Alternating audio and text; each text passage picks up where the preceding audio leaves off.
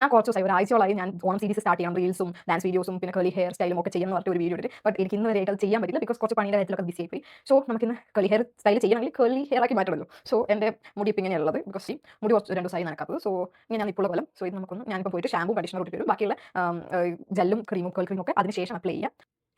ഞാൻ കുളിച്ചിട്ടൊക്കെ വന്നിട്ടുണ്ട്. സോ നമുക്ക് കേൾ ക്രീമും കേൾ ജെല്ലും അപ്ലൈ ചെയ്യാം. ഫിംഗർ കോയിലിംഗ് ടൈപ്പ് ഓഫ് ഒന്നും ചെയ്യുന്നില്ല, ജസ്റ്റ് ക്രഞ്ച് ചെയ്ത് വിടുന്നുള്ളൂ. ബിക്കോസ് എൻ്റെ ഹെയർ ഓൾറെഡി കേളിയാണ്. സോ എനിക്ക് ഓവർ എഫേർട്ട് ഇട്ട് കോയിലി ടൈപ്പ് ആക്കുന്നതിനെക്കാട്ടിയും ഇഷ്ടം ഇതിൻ്റെ ആ ഒരു നാച്ചുറലി ഉള്ള ആ കേൾ ജസ്റ്റ് ക്രഞ്ച് ചെയ്തിട്ട് കിട്ടുന്ന ആ കേൾ മെയിൻറ്റെയിൻ ചെയ്യണം. സോ 2 സൈഡിലും മുടി പാർട്ടീഷൻ ആക്കി വെച്ചിട്ട് അത് ഒരു സൈഡിലേക്ക് ഞാൻ ഇത്രയും കേൾ ക്രീം വെക്കുന്നത്, അത് നല്ല രീതിയിൽ മൾട്ടിഫൈ ചെയ്ത് പ്രേയിങ് ഹാൻഡിൽ അപ്ലൈ ചെയ്ത് കൊടുക്കാം. ഡ്രിപ്പിംഗ് വെറ്റ് അല്ല എൻ്റെ മുടി. ഞാൻ ആ ഡ്രിപ്പിംഗ് വെറ്റ് ടവൽ കൊണ്ട് ചെറുതായിട്ടൊന്ന് ആ എക്സ്ട്രാ ഉള്ള വെള്ളമൊക്കെ എടുത്തിട്ടുണ്ട്. ഇനി സെയിം എമൗണ്ട് ഇത് കേൾ ക്രീം ഇപ്പോഴത്തെ സൈഡിലും അപ്ലൈ ചെയ്യാം. സെയിം എമൗണ്ട് എടുത്തിട്ടുണ്ട്, നല്ല രീതിക്ക് മൾട്ടിഫൈ ചെയ്യുന്നുണ്ട്. വെറ്റാണ്, പക്ഷേ ഡ്രിപ്പിംഗ് വെറ്റല്ല. വെറ്റായ മുടിയിലേ ചെയ്യാൻ പാടുള്ളൂ, ഇല്ലെങ്കിൽ നല്ല രീതിക്ക് ഫ്രിസിനെസ് ക്രിയേറ്റ് ചെയ്യപ്പെടും. സോ നെക്സ്റ്റ് നമുക്ക് ജെൽ അപ്ലൈ ചെയ്യാം. ഇത്രയാണ് ഞാൻ ഒരു സൈഡിലേക്ക് എടുക്കുന്ന ജെല്ല്. ഇതും അതുപോലെ തന്നെ നല്ലോണം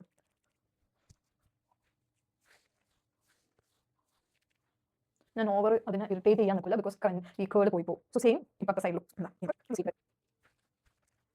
ഇനി ഞാനിത് എയർ ഡ്രൈ ചെയ്യാൻ പോകുമായിരുന്നു. ഞാൻ ഡിഫ്യൂസർ യൂസ് ചെയ്യുന്നില്ല ഇന്ന്. ഞാൻ നാളത്തെ വരെ കാത്തിരിക്കും. Let it dry itself. Air dry ചെയ്ത് കഴിഞ്ഞതിന് ശേഷമുള്ള റിസൾട്ടാണിത്. This is the final result. അപ്പോൾ ശരിയാണ്. Bye by.